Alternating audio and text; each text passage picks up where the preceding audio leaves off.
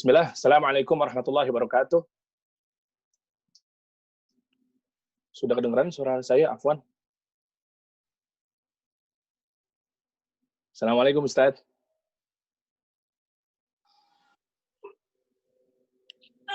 Baik. Suara kedengeran Ustaz ya? Sudah bisa. Ya. Sudah. Alhamdulillah. Bismillah, Assalamualaikum warahmatullahi wabarakatuh. Waalaikumsalam warahmatullahi wabarakatuh. Ya. Alhamdulillah, nahmaduhu wa nasta'inuhu wa nastaghfiruh. Wa na'udzu billahi min syururi anfusina wa min sayyiati a'malina may yahdihillahu fala mudilla lahu wa may yudlil fala hadiya lahu. Asyhadu an la ilaha illallah wahdahu la syarika lahu wa asyhadu anna Muhammadan 'abduhu wa rasuluh sallallahu alaihi wa ala alihi wa ashabihi wasallam, amma ba'd. Alhamdulillah, ini atas izin Allah ya Ustaz ya, dan juga teman-teman semua yang hadir ya di sini ya. Sama-sama kita bisa dipertemukan tentunya atas izin Allah tabaraka wa taala. Ya insya Allah juga nanti kita akan sama-sama menyaksikan kajian yang tentunya bersama Ustaz Romlan, hafizahullah ta'ala, dan juga para teman-teman semua yang sudah hadir di tengah-tengah kita. Tapi sebelumnya izinkan perkenalkan nama saya Deriansa, teman-teman semua yang bisa hadir di tengah-tengah teman-teman, nanti akan memandu juga.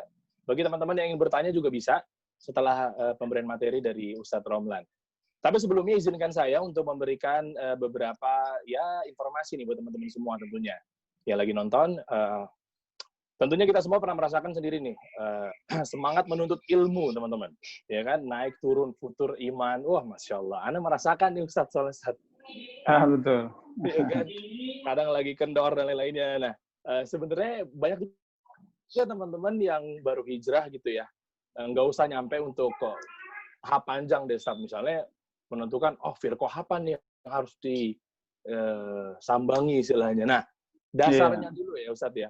Gitu. Betul. Nah, yang mau kita bahas adalah sesuai dengan tema atau poster yang teman-teman juga sudah lihat ya di media sosial. Bagaimana kita harus menuntut ilmu, seperti apa sih langkah-langkah kita gitu, terutama buat teman-teman yang ingin hijrah gitu.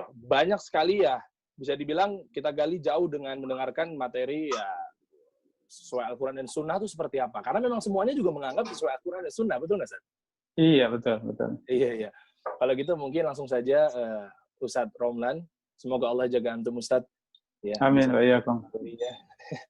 Fadhal Ustadz. Baik. Bismillahirrahmanirrahim. Innal hamdalillah nahmaduhu wa nasta'inuhu wa nastaghfiruh. Wa na'udzu billahi min syururi anfusina wa min sayyiati a'malina. Man yahdihillahu fala mudilla lahu wa man yudlil fala hadiya lahu. Asyhadu an la ilaha illallah wahdahu la syarikalah wa asyhadu anna Muhammadan abduhu wa rasuluh sallallahu alaihi wa ala alihi wa sahbihi wa man sara ala nahjihi wastanna bi sunnatihi wa ihtada bi hadihi ila yaumiddin, amma ba'd. Alhamdulillah, ikhwani wa akhwati fillah, saudara-saudari rahimani wa rahimakumullah jami'an. Bersyukur kepada Allah di sore yang berbahagia ini kita berjumpa via Zoom, dan alhamdulillah mudah-mudahan ini menjadi langkah kita semuanya untuk tetap bersemangat thalabul ilm, karena Rasulullah SAW beliau bersabda, thalabul ilmi fardhatun ala kulli muslim. Menuntut ilmu adalah perkara yang fardu atas setiap muslim, termasuk di dalamnya adalah muslimah. Maka siapapun dari kita wajib untuk menuntut ilmu. Tidak ada pengecualian, kecuali semua dari kita, setiap muslim dan muslimah wajib untuk menuntut ilmu. Sesibuk apapun seseorang tetap wajib untuk menuntut ilmu. Tidak bisa lepas dari yang namanya menuntut ilmu. Oleh karenanya alhamdulillah kesempatan sore yang berbahagia ini mudah-mudahan salah satu ajang kita untuk tawasi bil haq, tawasi bis sabr, saling berwasiat untuk bersabar dan saling berwasiat untuk senantiasa di atas al-haq, di atas kebenaran. Saudara-saudari rahimani wa rahimakumullahu jami'an, berbicara semangat di dalam menuntut ilmu, Tentu perkara ini kita ambil contohnya dari para sahabat ridwanullah alaihim ajma'in. Mereka lah contoh yang terbaik, demikian para salafus saleh. Mereka orang-orang yang paling mulia, yang paling semangat di dalam menuntut ilmu. Namun sebelum kita fokus pada bagaimana kita bisa semangat di dalam menuntut ilmu, keutamaan dari ilmu sangat agung. Allah Subhanahu wa taala berfirman, "Huwalladzi arsala rasulahu bil huda wa dinil haq." Dan dialah Allah yang telah mengutus rasulnya bil huda wa dinil haq, dengan petunjuk dan agama yang benar. Bil huda, dengan petunjuk, tafsirnya diantaranya adalah al-ilmu nafi'. Yang dimaksud dengan petunjuk adalah al-ilmu an-nafi', yaitu ilmu yang bermanfaat. Dinul haq, yaitu agama yang benar, adalah al-amal bihi, yaitu mengamalkan ilmu tersebut sehingga menjadi amal yang saleh. Saudara-saudariku yang dirahmati Allah, demikian Allah Subhanahu wa taala mengutus rasulnya yang mulia sallallahu alaihi wasallam dengan membawa ilmu yang bermanfaat dan mengajarkan amal yang saleh, amal yang diterima oleh Allah Subhanahu wa taala. Saudara-saudariku yang dirahmati Allah, Allah Subhanahu wa taala perintahkan kepada rasulnya yang mulia sallallahu alaihi wasallam untuk meminta tambahan. Dan yang Allah perintahkan adalah untuk meminta tambahan ilmu. Wa qul rabbi zidni ilma. Dan katakan, wahai Muhammad, ya Allah, berikan aku tambahan ilmu. Perintah Allah Subhanahu wa taala kepada rasulnya yang mulia sallallahu alaihi wasallam agar terus meminta kepada Allah tambahan ilmu. Bagaimana dengan selain baginda Rasulullah sallallahu alaihi wasallam? Kita semuanya tentu kita sangat butuh dengan ilmu. Dan demikianlah ilmu mengantarkan kita semuanya kepada kebaikan, mengantarkan kita semuanya kepada amal yang saleh, amal yang diterima oleh Allah Subhanahu wa taala. Sesuatu yang paling kita butuhkan dalam kehidupan ini, demikian kehidupan akhirat. Akhwani fillah wa akhwati fillah rahimani wa rahimakumullahu jami'an. Majlis ilmu disebutkan di dalam hadis yang sahih sebagai Riyadul Jannah, sebagai taman surga, di mana majlis ilmu tersebut di sisi Allah, di mata Allah Subhanahu wa taala merupakan taman di antara taman-taman surga. Maka berbahagia para penuntut ilmu tatkala kita ada di dalamnya. Tatkala kita duduk di majlis ilmu, kita sedang ada di salah satu taman di antara taman surga. Saudara-saudari yang dirahmati Allah, di dalam surat Al-Fatihah, Allah Subhanahu wa taala membagi manusia menjadi 3. Tatkala kita mengucapkan ihdinas siratal mustaqim, tunjukkan kami kepada jalan yang lurus. Siratal ladzina an'amta alaihim, yaitu jalannya orang-orang yang engkau berikan kenikmatan kepada mereka. Ghairil maghdubi alaihim, bukan jalannya orang-orang yang engkau murkai. Waladhdallin, dan bukan jalannya orang-orang yang tersesat. Ada kelompok yang pertama, Allah berikan kenikmatan kepada mereka. Tentu yang pertama masuk dalam kenikmatan tersebut adalah mereka para sahabat, para salafus saleh. Allah berikan kepada mereka kenikmatan ilmu yang bermanfaat. Allah berikan mereka kemudahan untuk beramal saleh. Mereka menggabungkan dua perkara, antara ilmu yang bermanfaat dan semangat mereka untuk sampai kepada amal yang saleh. Karena ilmu sebagai wasilah, ilmu sebagai perantara, di mana ilmu bukan tujuan akhir tatkala kita menuntut ilmu. Tetapi tujuan akhir kita adalah yang kedua, al-amalus saleh, yaitu beramal saleh. Maka dikatakan ilmu bermanfaat tatkala ilmu tersebut mengantarkan kita kepada amal yang saleh. Dan ini ada pada mereka, siratal ladzina an'amta 'alaihim, jalannya orang-orang yang Engkau berikan kenikmatan kepada mereka. Bukan jalan orang-orang yang dimurkai Allah, yaitu orang-orang Yahudi dan kaum muslimin yang bisa jadi semisal dengan mereka. Yaitu mereka sampai kepada ilmu tetapi tidak mengamalkan ilmu tersebut. Mereka tidak mengamalkan ilmu tersebut. Sehingga hanya sampai kepada ilmu dan tidak mengantarkan mereka kepada amal yang saleh. Sehingga Allah Subhanahu wa taala murka pada mereka. Ini juga peringatan buat kita semuanya agar kita bersungguh-sungguh untuk mendapatkan ilmu yang bermanfaat dan tidak kalah kesungguhan kita untuk mengamalkan ilmu tersebut. Waladzalin, yang ketiga, bukan jalannya orang-orang yang tersesat,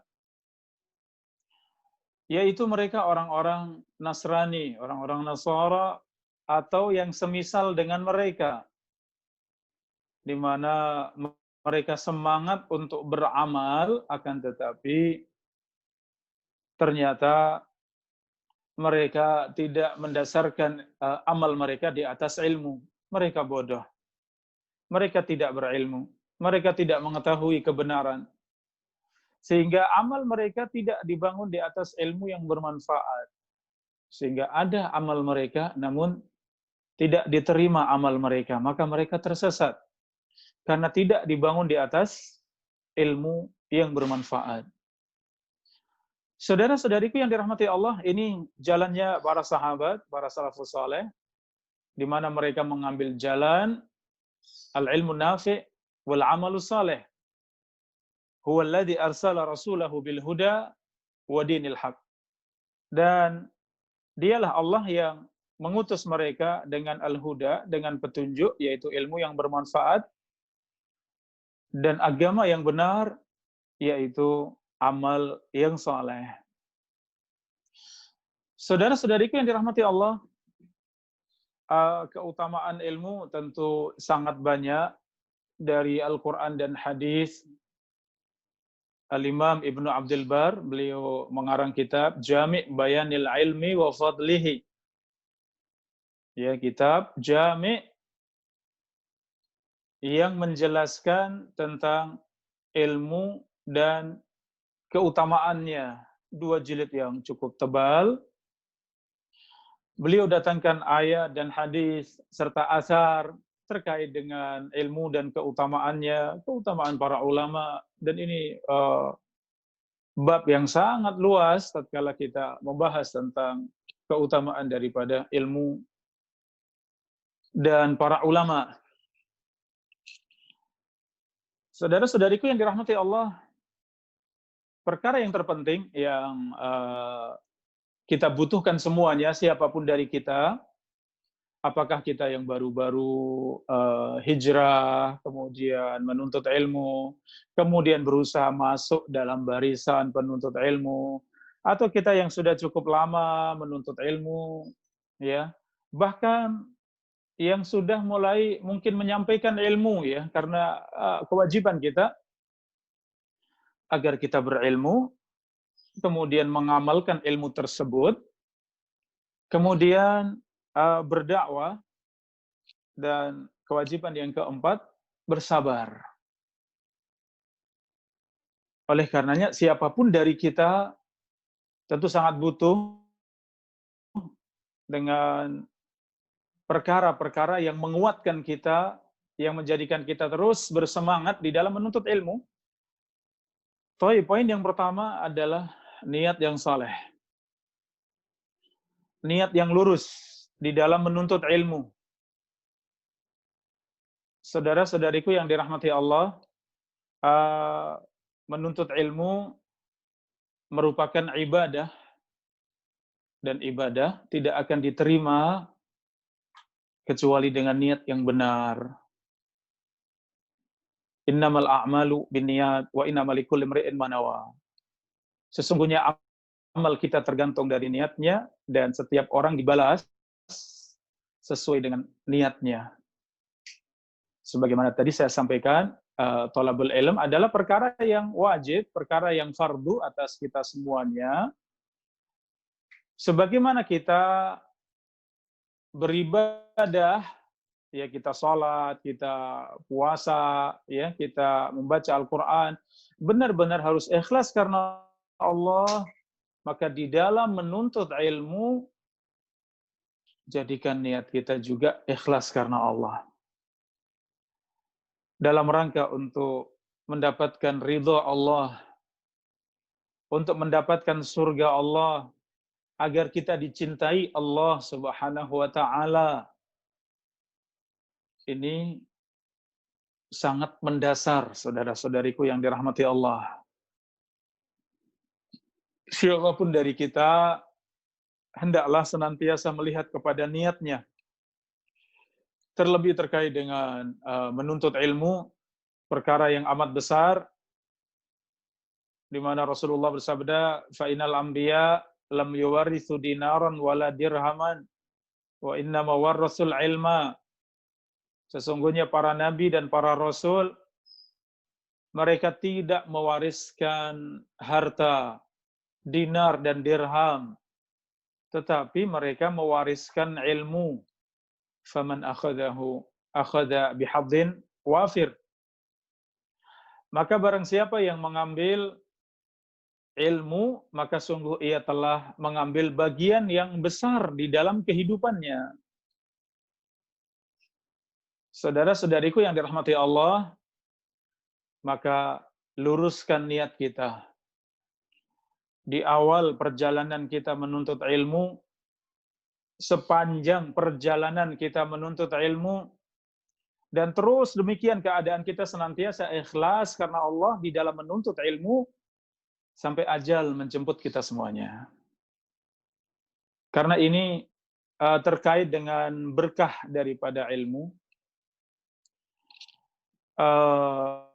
Pengalaman bisa kita saksikan, ya, di mana para penuntut ilmu mungkin banyak, ya, yang belajar di pesantren mungkin banyak, bahkan mungkin sampai di Universitas Islam misalnya banyak, tetapi yang kemudian ilmunya bermanfaat untuk diri sendiri, bermanfaat untuk keluarga, bermanfaat untuk kaum muslimin, ternyata tidak banyak.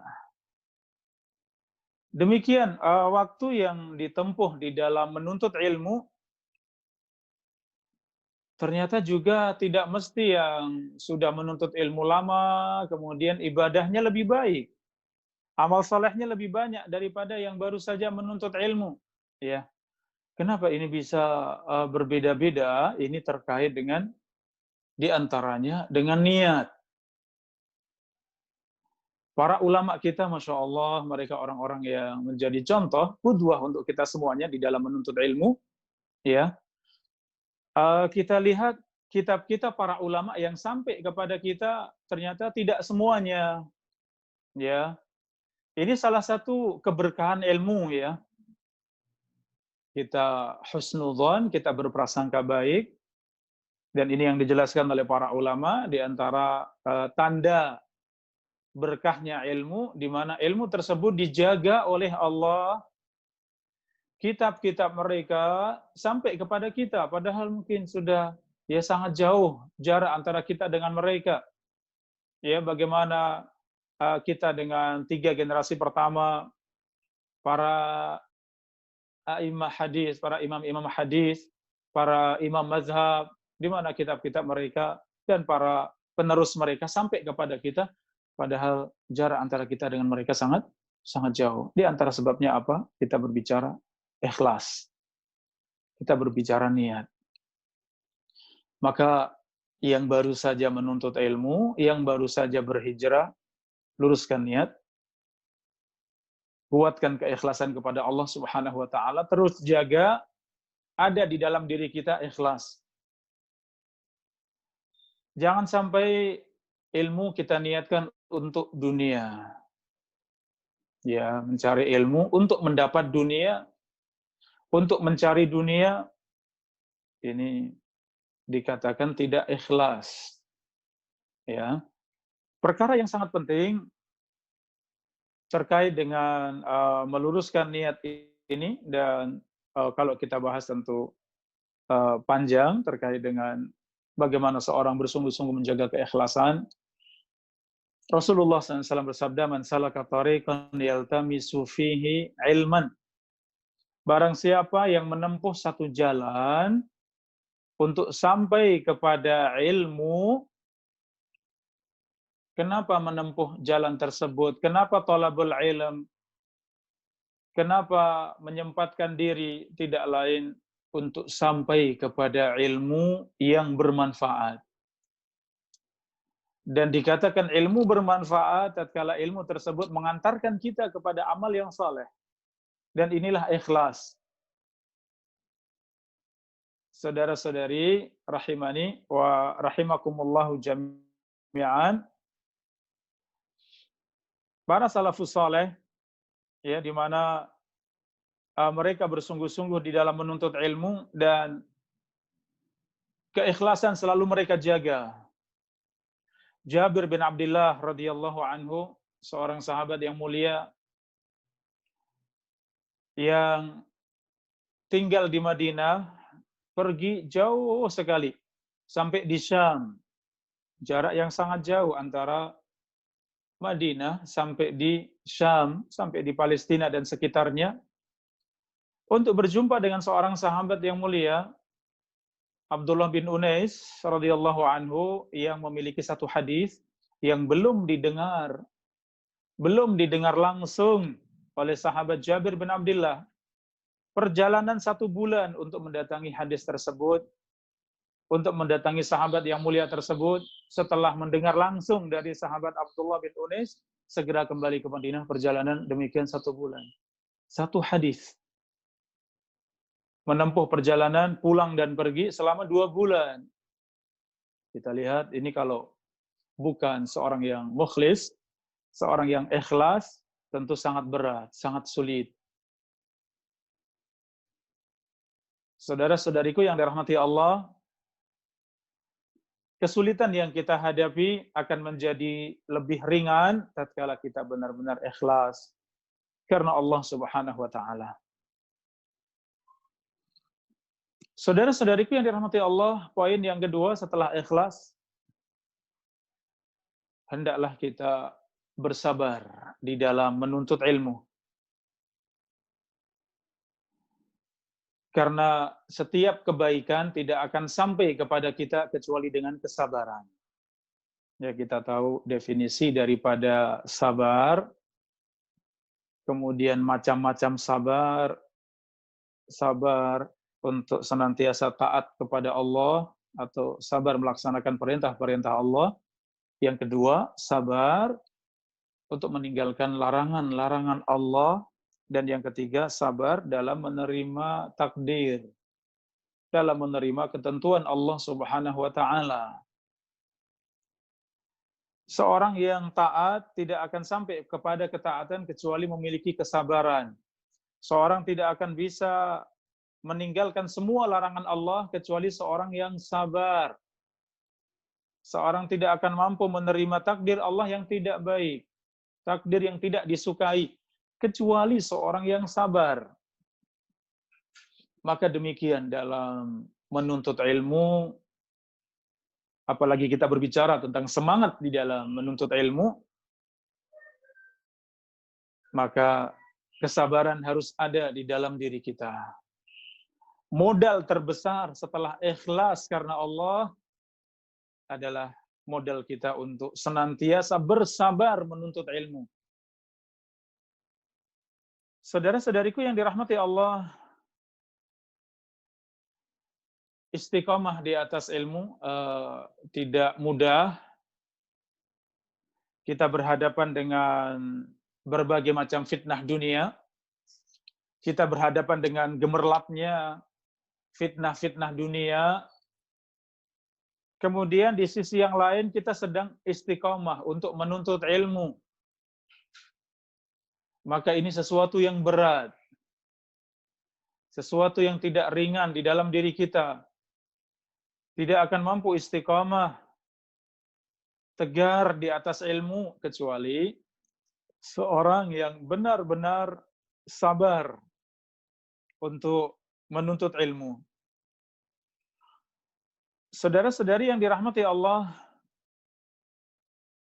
kita bisa ambil faedah dari perjalanan Nabi Musa alaihissalam bersama dengan Khidir alaihissalam. Para ulama menjelaskan banyak ya beberapa yang Nabi Musa alaihissalam merasa itu satu yang tidak baik, satu yang mungkar, kemudian Nabi Musa mengingkari Khidir alaihissalam, padahal sudah dipesan jangan sampai mengingkari. Tidak perlu bertanya sampai selesai. Ternyata setiap kali kejadian, dan ini fitrah karena syariat dari Nabi Musa alaihissalam dengan syariatnya Nabi Khidir alaihissalam syariat yang berbeda, sehingga wajar kalau kemudian Nabi Musa alaihissalam ya mengingkari sesuatu yang tidak sesuai dengan apa yang ia miliki, wahyu yang Allah berikan kepadanya. Seandainya Nabi Musa alaihissalam lebih bersabar mendampingi Khidir alaihissalam, tentu akan sangat banyak ilmu yang didapatkan. Hikmah-hikmah yang akan didapatkan. Tetapi demikian Allah Subhanahu wa taala memberikan pelajaran kepada kita semuanya. Sehingga siapa yang dikatakan mendapatkan ilmu bermanfaat, mendapatkan ilmu yang banyak, jawabannya adalah yang paling bersabar. Yang paling bersabar di dalam menuntut ilmu dialah insya Allah akan mendapatkan ilmu yang banyak. Terkadang datang pertanyaan ya, Ustadz, saya sudah lama belajar, saya mendengar, saya memahami, tetapi ternyata sedikit ilmu yang saya ingat, sedikit ilmu yang saya dapatkan, tidak banyak ilmu yang saya dapatkan padahal sudah lama belajar. Maka jawabannya bersabar. Tentu yang pertama ikhlas, yang kedua kuatkan kesabaran. Karena ilmu didapat dengan cara mengulang-ulang. Ya, seorang yang mendapatkan ilmu sekali, mungkin tidak langsung dia hafalkan, tidak langsung dia ingat, harus diulang 2 kali, 3 kali. Demikian hadir lagi di majelis ilmu, di mana ilmu tersebut didengar lagi, demikian dibaca, didengarkan lagi, diingat-ingat, dihafalkan. Ya, maka seorang sampai kepada ilmu. Dan ilmu ada di dalam Al-Quran dan Sunnah. Siapapun dari kita, para penuntut ilmu, hendaknya bersemangat untuk menghafalkan Al-Quran. Apalagi saudara-saudari yang insya Allah masih muda-muda, ya, apalagi belum menikah, sehingga waktu lebih luas, bahkan bisa fokus benar-benar menuntut ilmu, maka perhatikan ilmu ada di dalam Al-Quran. Semakin kuat hafalan Al-Quran kita, semakin kuat memahami Al-Quran, mempelajari terjemahnya, maknanya, tafsirnya, pelajaran-pelajaran di dalamnya, semua di dalam Al-Quran ilmu. Ya, maka siapapun yang semangat untuk menghafalkan Al-Quran, kemudian memahaminya dengan benar, bersungguh-sungguh untuk mengamalkannya, pasti mendapatkan ilmu. Maka jangan berkecil hati. terus semangat untuk menuntut ilmu, dan ilmu ada di dalam Al-Quran. Hadis-hadis Nabi ya ditulis oleh para ulama dalam kitab hadis, ya tentu sangat banyak. Kita bisa ambil yang sudah diringkas oleh para ulama, ya, kitab Riyadhus Shalihin, kitab Arba'in Nawawi, kitab-kitab fikih, ya, ada Umdatul Ahkam, ya, Bulughul Maram, ya, bisa kita pelajari. Ada kesempatan menghafalkan hadisnya, hafalkan. Karena itu semuanya ilmu. Ilmu ada di situ. Kita para ulama, kitab-kitab yang kecil, atau disebut dengan matan, demikian juga jangan terlupakan. Ya, baca, tahu artinya, tahu terjemahnya, hafalkan. Karena itu ringkasan daripada ilmu. Ilmu yang sangat luas dibangun dari matan tersebut, dari suatu yang sangat ringkas, yang disebut dengan matan. Ya, ada di situ. Maka kesabaran kita untuk benar-benar kuat di dalam berilmu, mengilmui Al-Quran, mengilmui hadis-hadis Nabi, dan mengilmui kitabnya para ulama, dimulai dari yang paling ringkas, maka insya Allah setiap dari kita sampai kepada ilmu. Yang mengeluh hafalan saya lemah, yang mengeluh saya menghafal, tapi lupa lagi, saya sudah menghafal, tapi lupa lagi, sabar. Terus kuatkan. Kuatkan kesabaran, maka pasti kita akan sampai kepada ilmu. Saudara-saudariku yang dirahmati Allah, poin yang ketiga yaitu tadarruj fi talabil ilm, di mana menuntut ilmu berproses dari yang paling ringan, dari yang paling ringkas, dari yang kecil kita belajar. Mempelajari bahasa Arab, dan ini sunnahnya para salafus saleh. Kalau kita lihat para imam, ya apalagi mereka para imam hadis, bagaimana perjalanan mereka menuntut ilmu? Dimulai dari yang pertama kali mereka menghafalkan Al-Quran, bersamaan dengan itu mereka mempelajari bahasa Arab. Ya, ini. Tatkala mereka mempelajari Al-Quran dan ilmu semuanya ada dalam Al-Quran, tatkala mereka mempelajari bahasa Arab dan ternyata ilmu berbahasa Arab, Rasulullah berbicara dengan bahasa Arab, para sahabat, para salafus saleh, para ulama, di setiap generasi mereka semuanya berbicara dengan bahasa Arab, maka semakin kuat bahasa Arab kita, maka semakin besar bagian kita dari ilmu. Oleh karenanya, proses ini ditempuh oleh para ulama kita. Mereka memulai dengan Al-Quran, di umur muda mereka sudah hafal Al-Quran. Al-Imam Syafi'i umur 7 tahun sudah hafal Al-Quran. Demikian para imam yang lain. Dari kecil mereka sudah mempelajari bahasa Arab. Kemudian mulai mengambil ilmu dari para ulama yang ada di negerinya. Setelah itu kemudian baru rehlah untuk talabul ilm. Mereka pergi jauh untuk talabul ilm. Dan inilah sunnahnya mereka, maka kita pun demikian. Jangan merasa ketinggalan sama yang lain, kok saya masih belajar bahasa Arab, kok saya bahasa Arabnya masih sangat ringkas, ya, kok saya masih mempelajari akidah yang sangat ringkas, al-usul as-salata, al-qawaidul arba misalnya, yang lain sudah belajar Fathul Bari, yang lain sudah belajar kitab tauhid. Nggak apa-apa, sabar, kuatkan dari yang paling mendasar, dari yang paling ringan, kitab-kitab yang paling ringkas, sabar untuk mempelajari, bersungguh-sungguh, pahami dengan baik, kemudian demikian. Atas bimbingan para ustadz, bimbingan para ulama, insya Allah, ya kita pun benar-benar akan sampai kepada ilmu. Saudara-saudari yang dirahmati Allah,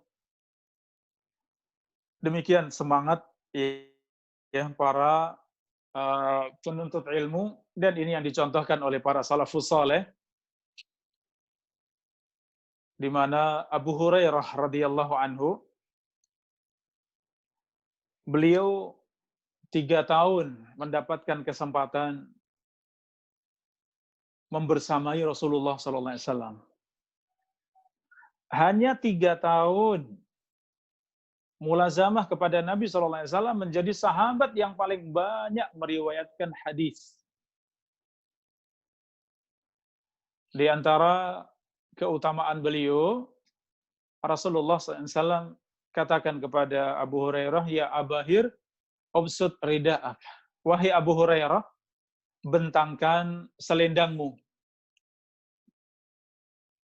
Kemudian setelah dibentangkan, kemudian Rasulullah doakan kepada untuk Abu Hurairah radhiyallahu anhu, "Dhumma rida'ak." Kemudian Rasulullah mengatakan, pakai kembali selendangmu. Maka ia pakai kembali kain atasnya, atau disebut dengan rida atau selendang. Kemudian Abu Hurairah radhiyallahu anhu, "Fama ansa ba'dahu ma sami'tu," atau kama qala. Maka setelah itu aku tidak lupa dengan semua yang aku dengarkan. Mendapatkan berkah dari Nabi SAW atas doanya. Tentu doa Nabi SAW mustajab. Sehingga menjadi sahabat yang paling mulia dalam urusan hadis. Sahabat yang paling banyak meriwayatkan hadis. Demikian. Abu Hurairah radhiyallahu anhu bercerita bagaimana susah payahnya beliau di dalam menuntut ilmu, mulazamah, dan terus-menerus bersama dengan Nabi SAW, kecuali beliau masuk ke dalam rumah. Kecuali Rasulullah SAW masuk dalam rumah, maka di sana ada penuntut ilmu, yaitu para ibunda kaum mukminin, istri-istri Nabi radhiyallahu anhunna. Dan yang paling banyak hadisnya adalah ibunda Aisyah radhiyallahu anha. Wanita yang paling banyak meriwayatkan hadis dari Nabi SAW sebagai sahabat yang keempat terbanyak meriwayatkan hadis radhiyallahu anha. Dan ini menjadi contoh buat para akhwat, saudari-saudari, sebagai seorang wanita tidak kemudian tidak punya bagian daripada ilmu, sama man amila salihan min dzakarin au unsa, barang siapa beramal saleh baik laki-laki maupun perempuan, urusan amal saleh disamakan antara laki dan perempuan. Dalam urusan menuntut ilmu demikian juga, sama, wanita juga punya kesempatan untuk menuntut ilmu. Setelah wafatnya Rasulullah SAW, Aisyah radhiyallahu anha menjadi wanita yang menjadi rujukan, di mana para sahabat ketika mereka mengalami kesulitan dalam masalah ilmu, mereka datang kepada ibunda Aisyah radhiyallahu anha. Saudara-saudari yang dirahmati Allah, ya kisah para salafus saleh di dalam menuntut ilmu, semangat mereka dalam menuntut ilmu, ya, dan ini ditulis oleh para ulama di dalam kitab-kitab mereka, Kitabul Ilm, kita bisa baca kembali. Mereka adalah contoh yang terbaik buat kita semuanya. Sedikit saya tambahkan, saudara-saudari yang dirahmati Allah, terkait dengan semangat kita yang terkadang melemah, terkadang futur, terkadang pudar semangat kita. Tidak seperti dulu di awal-awal kita mengenal sunnah, kita semangat menuntut ilmu. Ya, setelah lama malas, setelah lama menuntut ilmu tidak lagi perhatian kepada ilmu. Ya, merasa sudah berilmu, merasa sudah sering hadir di majelis ilmu, merasa sudah bosan. Ya, maka ingat bahwa semangat kita di dalam menuntut ilmu harus kita jaga. Di antara penghalang kita semuanya dari ilmu, saya sebutkan beberapa di antaranya. Yang pertama, penyakit al-wahan. Hubbud dunya wa karahiyatul maut. Tidak akan bersatu antara ilmu yang bermanfaat, amal saleh, dengan cinta dunia. takut dengan kematian. Seorang penuntut ilmu tentu hatinya cinta dengan ilmu. Yang terbesar dalam dirinya adalah ilmu. Yang selalu ia pikirkan adalah ilmu. Yang ada di dalam dadanya adalah ilmu. Yang selalu dia lihat, dia baca, dia pegang, kemana-mana bersamanya adalah ilmu. Seperti itu karakternya para salafus saleh di dalam menuntut ilmu. Wabtaghi fima atakallahu daral akhirah wa la tansa nasibaka minad dunya. Dan carilah dari apa yang Allah berikan kepada kalian untuk mendapat akhirat. Namun jangan lupa dari dunia. Dunia Allah sifati wala tansa, namun jangan lupa dengan bagianmu dari dunia. Allah jadikan semuanya untuk akhirat. Sedikit saja, jangan lupa dari bagianmu dunia. Demikian kehidupan kita. Terlebih penuntut ilmu menjadikan akhirat segala-galanya. Kehidupan kita adalah kehidupan akhirat. Adapun dunia, maka kita punya kewajiban atas dunia, kita kerjakan. Yang punya kewajiban untuk memberi nafkah, untuk menanggung keluarga, bersungguh-sungguh untuk bekerja, selebihnya semua untuk akhirat. Selebihnya untuk ilmu. Kita sebagai penuntut ilmu, walaupun sudah berkeluarga, atur waktu kita dengan baik. Jangan merasa putus kalau sudah berkeluarga, sudah menikah. Yang akhwat, ya, para akhwat, setelah berkeluarga, kemudian merasa sudah selesai menuntut ilmu, sudah putus dari ilmu, jangan. Ilmu kita tidak akan terputus kecuali kita dipanggil oleh Allah Subhanahu wa taala. Oleh karenanya jangan sampai terputus dari ilmu, tetap semangat di dalam menuntut ilmu dan hati-hati termasuk yang merusak semangat kita dalam menuntut ilmu adalah cinta dunia. Kemudian yang kedua, ketika futur, loyo, tidak bersemangat menuntut ilmu, segera sadar. Ini penyakit dalam menuntut ilmu. Ada penyakit di dalam menuntut ilmu. Kita tahu dalam urusan-urusan kita ada yang namanya penyakit. Seorang yang sehat bisa sakit. Ya, kita punya binatang ternak bisa sakit. Kita punya sebagai petani misalnya punya tanaman-tanaman, kita juga dapati tanaman bisa juga sakit, diserang hama dan yang lainnya. Kita dalam menuntut ilmu juga sama, ada penyakitnya. Salah satu penyakit tersebut adalah futur, malas, loyo, tidak bersemangat dalam menuntut ilmu, maka segera sadar. Rasulullah SAW bersabda, "Inna likulli amalin syirrah wa likulli syirratin fatrah." Ada pada setiap amal itu semangat, dan bersamaan dengan semangat fatrah, kadang malas. Berarti semangat dan malas ini sudah ditetapkan. Sesuatu yang pasti terjadi pada kita semuanya. Ya, pengalaman dulu di awal-awal menuntut ilmu, sebelum bisa nyantri, saya pernah membayangkan betapa semangatnya kalau sudah jadi santri, sudah bisa di pesantren.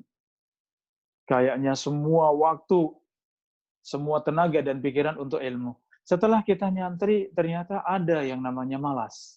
Ada yang namanya futur. Ketika kami masih nyantri, kami membayangkan betapa enaknya ya para senior kami yang sudah di Madinah. Mereka belajar di Madinah. Mereka berada di kota Nabi. Mereka berada di Masjid Nabawi. Mereka duduk bersama dengan para masyaikh. Kayaknya semangat sekali. Hidup di sana, thalabul ilm di sana. Allah mudahkan, alhamdulillah kita sampai di sana.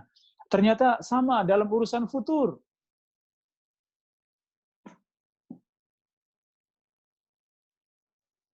Dalam urusan futur, yaitu tidak semangat di dalam menuntut ilmu, ternyata sama dirasakan juga walaupun sudah belajar di Madinah.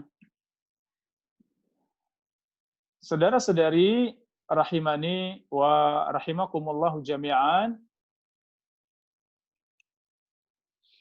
demikianlah ya seorang menjaga diri jangan sampai futur berkepanjangan, segera sadar, segera perbaiki diri, segera kembali kepada Allah Subhanahu wa taala dan bersemangat kembali. Kalau futur sampai jatuh pada dosa dan maksiat, ini tentu sangat berat. Segera beristighfar dan bertaubat pada Allah, segera kuatkan diri, dekatkan diri bersama dengan orang-orang saleh, cari sahabat-sahabat yang saleh, kuatkan di atas Al-Quran dan Sunnah sehingga kembali bersemangat.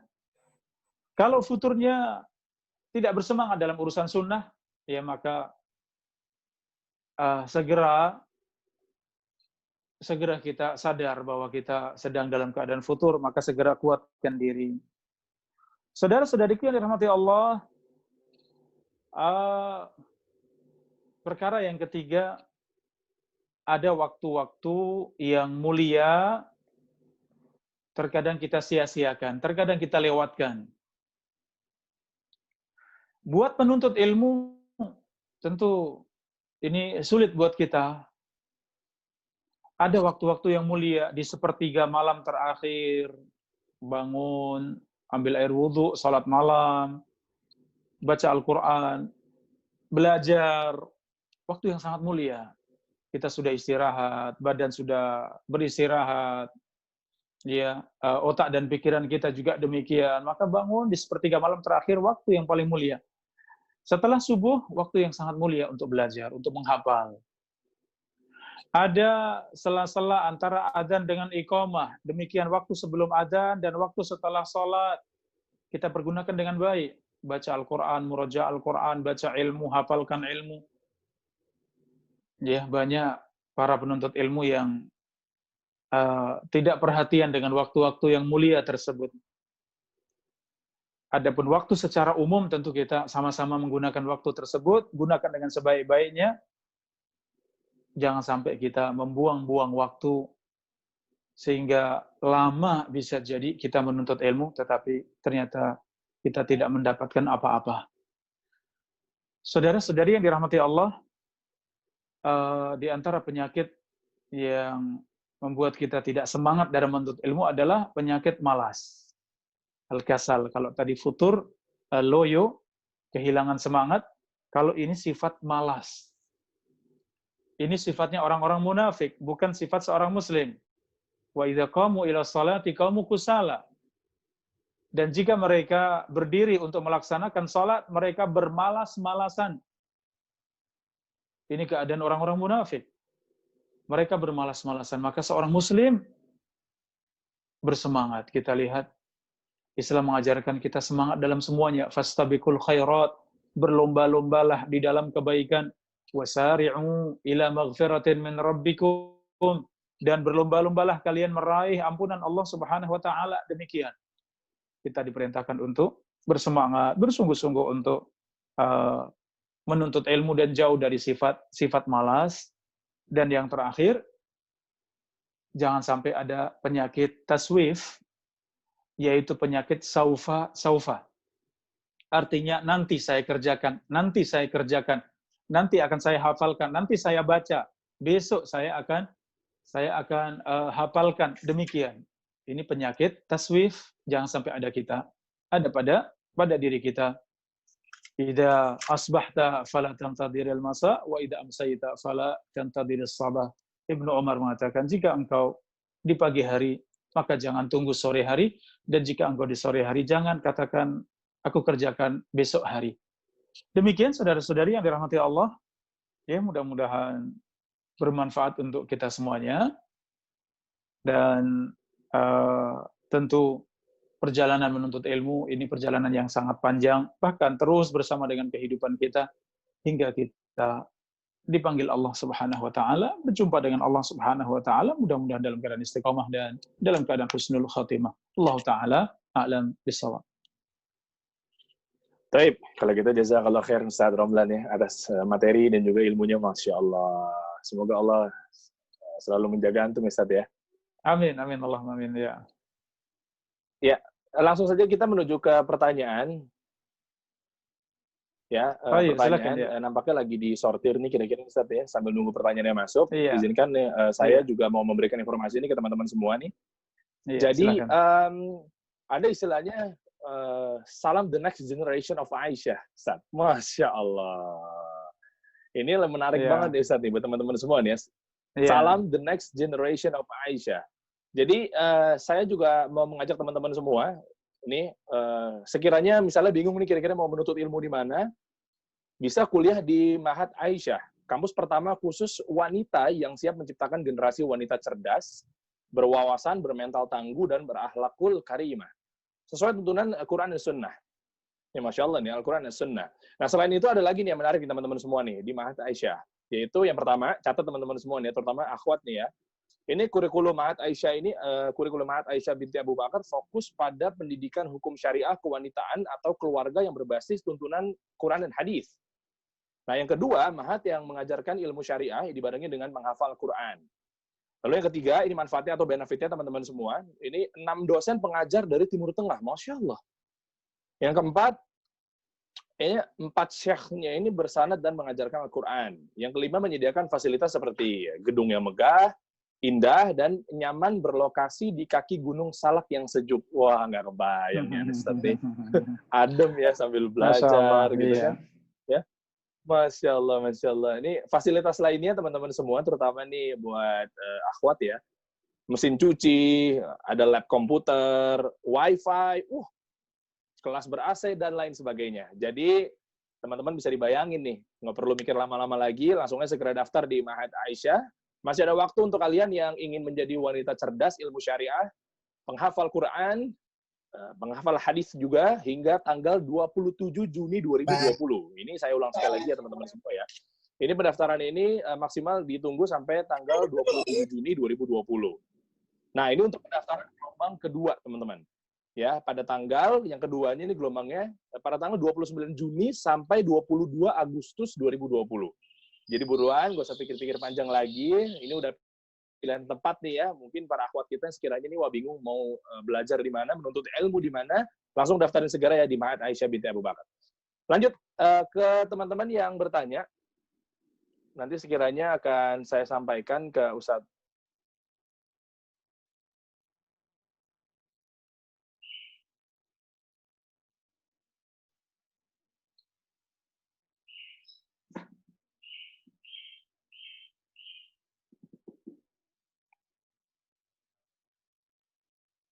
Terputus suaranya? Iya, tidak dengar suaranya. Coba masuk suaranya, Ustaz? Masuk? Masuk ya? Iya, ya sudah masuk ya, sudah masuk ya. Baik. Mungkin tadi sinyalnya. Nah, ada Baik, bertanya ya, dari Abu suaranya. Usama. Sudah masuk ya, Ustaz ya? Abu Usama Haryanto, ini dari Surabaya, bertanya nih, Ustaz. Bismillah, izin bertanya, Ustaz.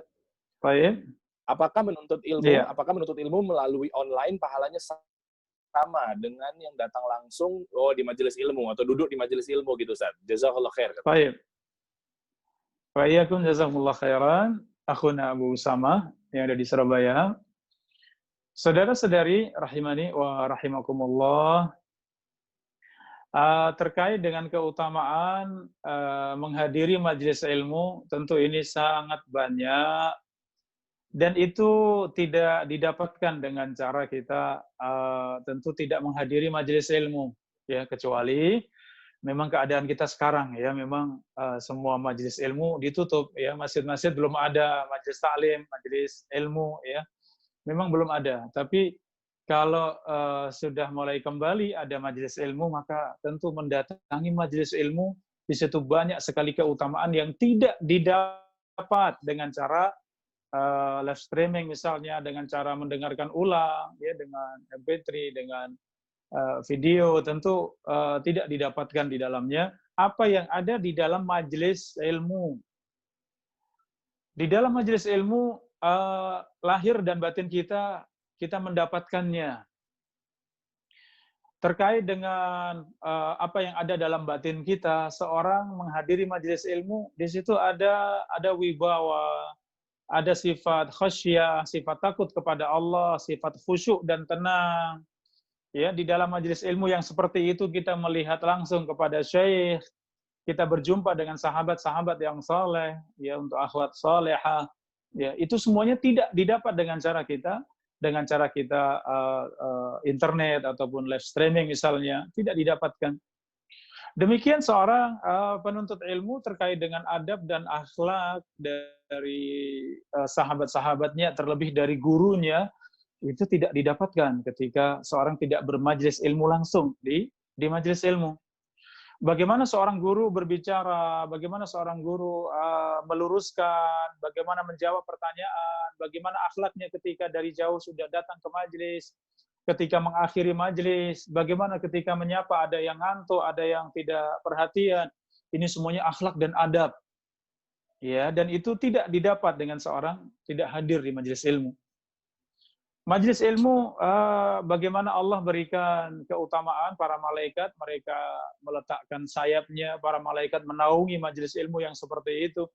Ya, kemudian makhluk-makhluk Allah mereka mendoakan kepada para penuntut ilmu. Ya, tentu yang lebih dikhususkan adalah mereka yang duduk di majelis ilmu, yang hadir di majelis ilmu. Sehingga dikatakan sangat jauh tentunya, kalau itu mungkin ya. Karena terkadang datang sifat malas, nggak usah hadir, nanti juga ada rekamannya, nggak usah hadir, nanti juga bisa disetel ulang ya. Ini syaitan ya yang memberikan seperti itu, angan-angan, bisikan-bisikan yang tidak baik.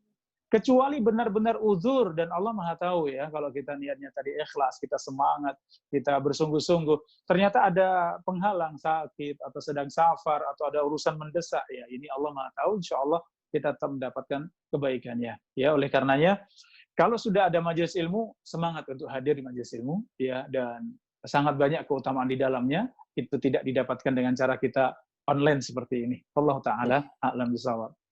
Ya, jazakallah khair, barakallahu fiik Ustaz, ya, atas jawabannya. Fikum barakallah. Ya. Coba kita cek lagi nih teman-teman semua nih ya. Kira-kira ada yang mau bertanya siapa lagi nih? Wah, lumayan banyak nih.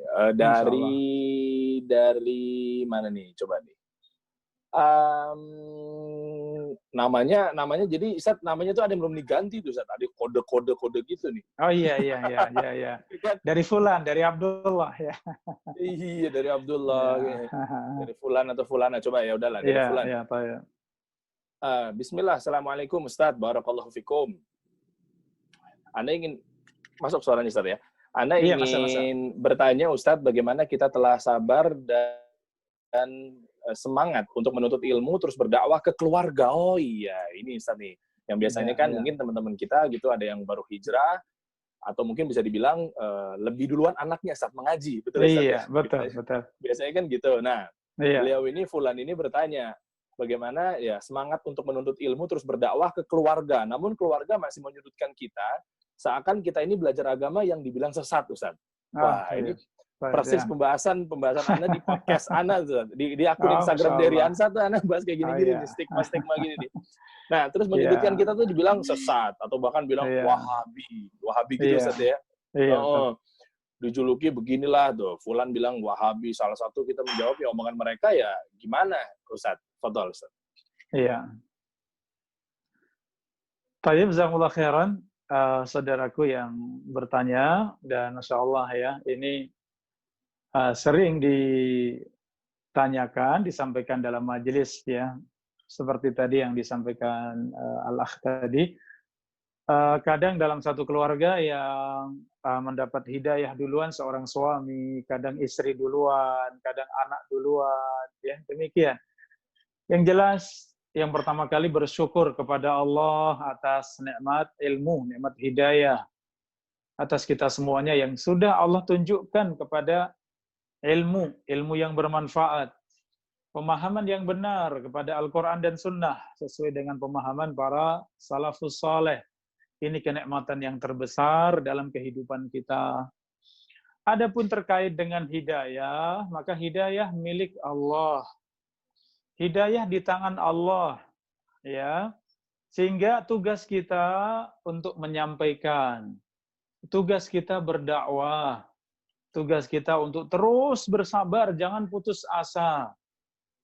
Seorang terkadang merasa ya sudah lama berdakwah, sudah lama mengajar, tidak juga kunjung datang hidayah, tidak mau sadar, bahkan semakin tidak baik. Kadang seorang merasa jengkel, seorang merasa kayaknya nggak mungkin orang ini dapat hidayah. Jangan katakan demikian, karena hidayah milik Allah. Tidak ada yang menyangka bahwa Umar ibn al-Khattab mendapat hidayah, seorang yang paling bengis permusuhannya dengan Islam, dengan Rasulullah SAW dan para sahabatnya. Allah berikan hidayah. Ya, Abu Sufyan, ini pembesarnya Quraisy. Ya, di perjalanan 13 tahun dakwah di Makkah masih menjadi seorang pembesar Quraisy, dedengkot Quraisy. Setelah 8 tahun Rasulullah berdakwah di Madinah, di tahun ke-8 ketika Rasulullah kemudian masuk dalam Fathu Makkah, di situ baru kemudian Abu Sufyan dapat hidayah. 2 tahun sebelum Rasulullah meninggal baru dapat hidayah. Orang yang paling kuat permusuhannya dengan Rasulullah SAW. Ya, maka kita berdakwah pada keluarga terus dengan hikmah, dengan akhlak, tetap santun, tetap baik ucapannya. Apapun yang mereka tuduhkan pada kita, insya Allah tidak sampai seperti tuduhan kepada Rasulullah, kamu gila, kamu tukang sihir, kamu tukang dongeng, ya, nggak sampai seperti itu. Kita paling dikatakan tadi Wahabi, dikatakan kamu akan teroris, ya akan menjadi teroris, dan ini ringan lah buat kita insya Allah. Nggak apa-apa, kita senyum saja, kita sabar. Kita bisa menyampaikan, kita bisa meluruskan, alhamdulillah. Kalau belum, cukup dengan senyum, cukup dengan sabar, ya. Ada kesempatan berbicara, ayo berbicara, sampaikan pelan-pelan. Dan terus, ya, jangan sampai katakan, wah ini sudah nggak mungkin dapat hidayah. Yang ini, aduh udah jauh sekali. Yang ini sudah rusak sekali. Jangan sampai ada ucapan demikian. Terus bersabar, berdakwah pada keluarga. Dan alhamdulillah kita yang pengalaman berdakwah di keluarga dan Allah berikan taufik, Allah berikan kemudahan. Alhamdulillah keluarga juga dapat hidayah. Kalau kita lihat proses awalnya dulu juga sama. Ya saya pertama kali ngaji sunnah, itu orang tua saya mengatakan kamu itu Islam jamaah. Kamu itu nanti kamu itu nanti pakaian orang tua saja dianggap najis dan seterusnya. Saya bersabar, enggak Bapak, insya Allah enggak seperti itu. Saya berpegang pada Quran Sunnah. Bersabar demikian, alhamdulillah proses panjang dan kemudian orang tua pun alhamdulillah dapat hidayah, ibu juga dapat hidayah, keluarga dapat hidayah, alhamdulillah. Dan seperti ini banyak ya, tidak hanya saya, alhamdulillah yang lain juga sama. Ini berproses. Seandainya pun belum, ternyata keluarga belum dapat hidayah, nggak apa-apa. Memang hidayah milik Allah. Rasulullah SAW mendakwai pamannya Abu Thalib ini sepanjang kehidupannya mendakwai pamannya. Tapi juga sebagai manusia yang paling mulia berdakwah, ternyata Allah tidak berikan hidayah kepada pamannya. Padahal orang yang paling diharapkan dapat hidayah. Ya, ternyata juga tidak mendapat hidayah. Memang Allah yang mengatur, Allah yang punya hidayah. Ya, sehingga dari sini tadi menghadapi keluarga adem saja. Mungkin ketika mendengar telinga panas, bolehlah telinga panas, tapi hati tetap adem ya. Hati jaga, tetap adem. Jadi mendengar yang seperti itu ya telinganya panas nggak apa-apa, tapi hati tetap adem, tetap cool ya, tetap enak menghadapi keluarga, tetap juga berakhlak mulia, tetap santun ya. Jangan sampai dengan menghadapi dengan kebodohan ya. Wallahu a'lam bishawab. Demikian. Ya, baik. Jazakallah khair, barakallahu fikum, Ustaz. Nah, betul ya, nggak boleh betul-betul langsung, apalagi yang lagi semangatnya giroh-giroh yang anak muda nih, Ustaz nih. Awal-awal hijrah kan kenceng itu, Ustaz. Masya Allah. Semua dibilang begini, semua dibilang gitu. Harus tetap santun tadi kata Ustaz ya. Iya. Baik, ini juga kita masuk ke pertanyaan berikutnya, Ustaz ya. Sepertinya masih ada waktu juga. Ini ada yang bagus nih. Pertanyaan dari Fulan. Ini, Assalamualaikum Ustaz, Afwan. Apakah bertentangan ketika kita kuliah ilmu syar'i, kelak mendapatkan ijazah dan gelar dengan keikhlasan menuntut ilmu? Dan bagaimana hukum guru? Ya, bagaimana hukum guru yang mengajar ilmu syar'i mendapat gaji? Apakah diperbolehkan, Ustaz? Baik. Jazakumullah khairan atas pertanyaannya. Saudara-saudari, ikhwani wa akhwati fillah, rahimani wa rahimakumullah. Syekh Muhammad bin Shalih Al-Utsaimin pernah ditanya tentang hukum mengikuti lomba hafalan Al-Quran, lomba ilmu, ya. Beliau menjawab, kalau niat Anda mengikuti lomba tersebut untuk mendapatkan hadiah, maka jelas ini hukumnya haram. Kenapa? Karena niatnya untuk mendapatkan dunia. Tapi kalau ikut dalam perlombaan yang seperti itu, dalam rangka untuk menguatkan ilmu, sehingga ada kesempatan, ada semangat untuk mengulang kembali hafalan Al-Quran, menguatkan kembali hafalan Al-Quran. Kalau yang dilombakan hadis, semangat untuk menghafal hadis karena Allah, maka silahkan, ini halal, ini boleh, ini baik. Sehingga perkara ilmu, kalau tujuannya karena Allah, kok benar nanti dapat hadiah, menjadi juara, dapat hadiah, dapat dunia, mungkin bisa kesempatan haji, mendapatkan hadiah sekian puluh juta misalnya. Alhamdulillah, ini disebut dengan fadlullah yu'tihi man yasha. Inilah keutamaan yang Allah berikan kepada hamba yang dikehendaki. Seandainya tidak mendapatkan, memang tujuan kita karena Allah. Tadi, tujuan kita untuk ilmu. Tujuan kita untuk menghafalkan Al-Quran, tujuan kita menghafalkan hadis karena Allah. Kalaupun lomba ternyata kalah, tidak masuk dalam final misalnya, tidak mendapatkan hadiah, nggak apa-apa, memang bukan tujuan kita. Tujuan kita karena Allah. Seperti ini benar. Ya, maka tadi ketika Anda menuntut ilmu, niatkan karena Allah. Innama yakhshallah min ibadihil ulama. Sesungguhnya orang yang takut kepada Allah adalah hamba-hamba yang berilmu. Maka cukuplah ilmu mengantarkan kita semuanya untuk takut kepada Allah. Semangat menuntut ilmu, sampai kepada ilmu yang bermanfaat, semangat mengamalkan ilmu. Kemudian ternyata dapat ranking, juara, dapat hadiah, ya kemudian bahkan diutus lomba di sini dan di sana. Semuanya karena Allah, alhamdulillah. Di akhir dapat ijazah, dia dikenal lulus S1, S2, S3, ada ijazahnya. Alhamdulillah, itu bukan tujuan kita, itu duniawi semuanya. Setelah lulus kemudian banyak tawaran kerja untuk bekerja di sini, untuk bergabung di pesantren sini, untuk menjadi dosen di sini. Alhamdulillah, itu semuanya duniawi.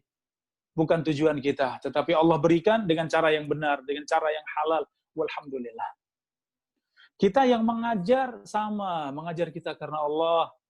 Satu huruf yang kita ajarkan kepada anak didik kita, dipahami, diamalkan, Masya Allah menjadi amal jariah. Ya, apalagi murid-murid kita banyak, semuanya memahami dan kemudian mengamalkan, alhamdulillah menjadi amal jariah kita. Itu tujuan kita, karena Allah, karena akhirat, ingin mendapatkan pahala yang banyak. Bersamaan dengan itu, mendapatkan mukafaah, ya, mendapatkan dunia, ada fasilitas rumah, ada mobil, dinas, dan yang lain. Ini semuanya duniawi, bukan tujuan kita. Ada, alhamdulillah, fadlullah, yu'tihi man yasha.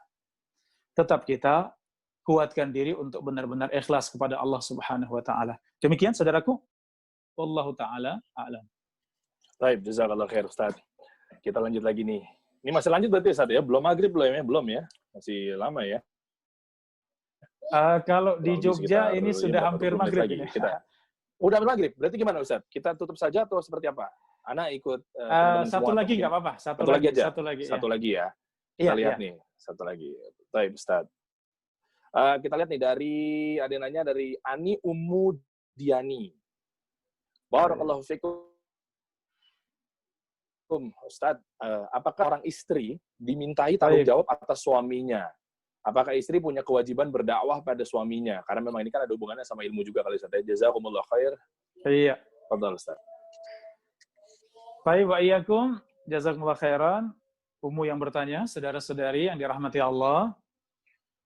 Terkait dengan berdakwah, tentu masing-masing punya kewajiban berdakwah sesuai dengan kesempatan, kemampuan ya yang Allah berikan kepada kita. Secara khusus, suami punya tanggung jawab untuk mendidik istri.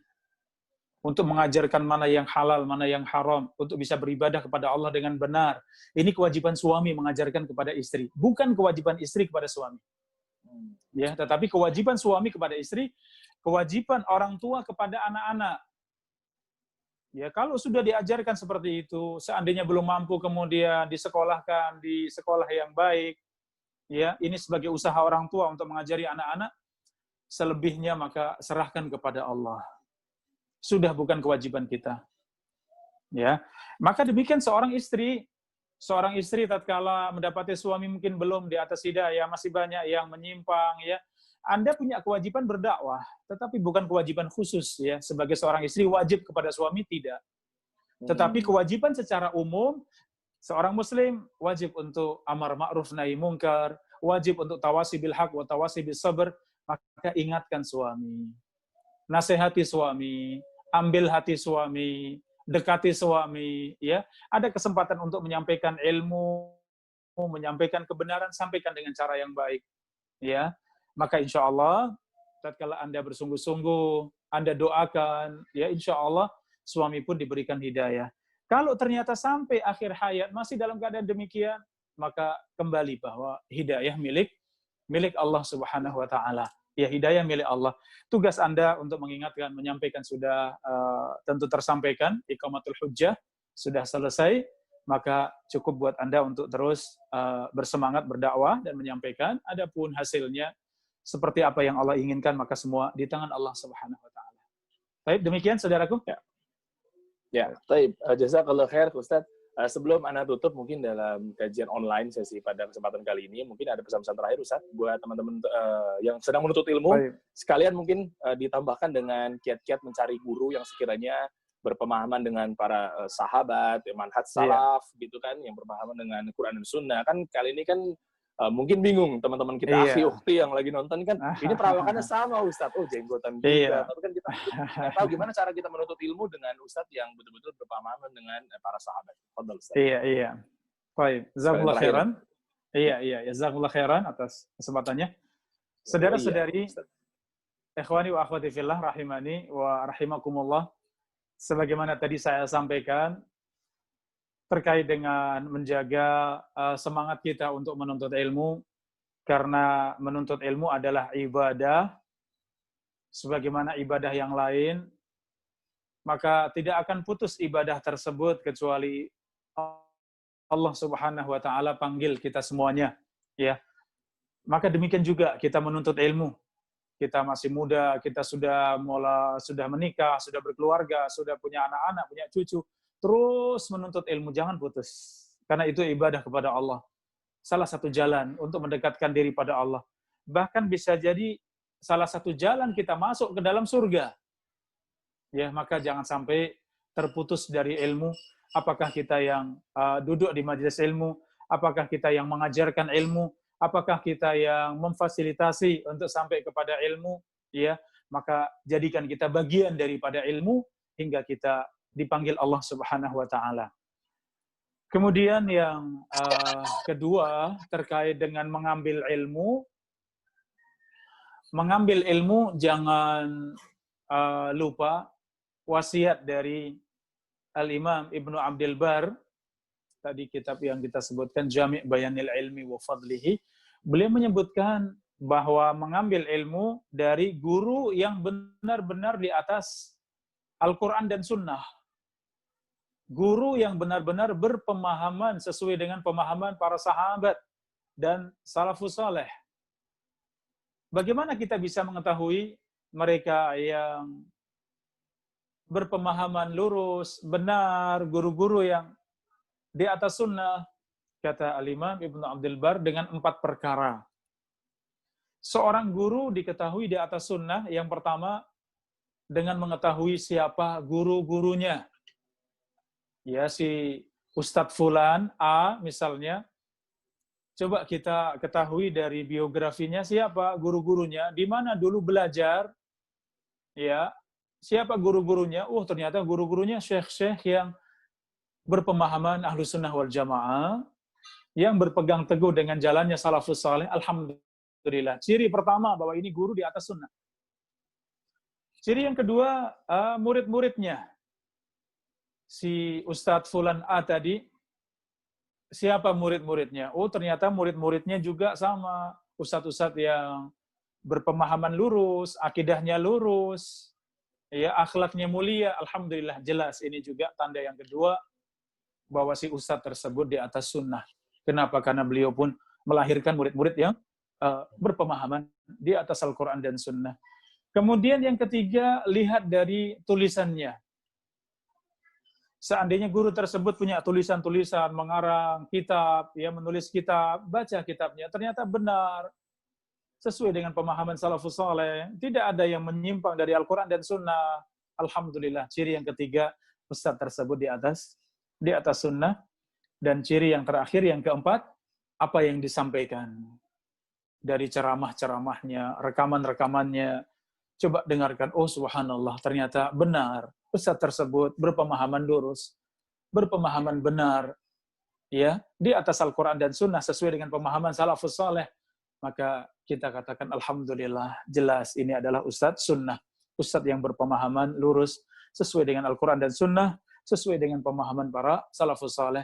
Seandainya Anda mungkin belum tahu, Anda bisa tanya kepada teman-teman yang baik, ya, teman-teman, sahabat-sahabat yang bersemangat di atas Al-Quran dan sunnah. Insya Allah mereka bisa menunjukkan bahwa Ustadz Fulan di atas sunnah, Ustadz Fulan di atas sunnah. Mereka layak untuk diambil ilmunya. Mereka jelas ilmu mereka dari mana, siapa guru-gurunya. Alhamdulillah. Dengan seperti itu, kita bisa mengetahui bahwa Ustadz tersebut di atas sunnah dan layak buat kita semuanya untuk banyak mengambil ilmu darinya. Demikian, wallahu ta'ala a'lam bishawab. Mudah-mudahan bermanfaat untuk kita semuanya. Dan terus bersemangat di atas ilmu, semangat di dalam kebaikan. Ihris ala ma yanfa'uk wasta'in billah. Bersemangatlah untuk perkara yang bermanfaat dan minta pertolongan kepada Allah Subhanahu wa taala. Wabillahi taufiq wal hidayah. Assalamualaikum warahmatullahi wabarakatuh. Terima kasih Ustadz atas kajiannya, dan juga terima kasih juga buat teman-teman yang sudah hadir, ya.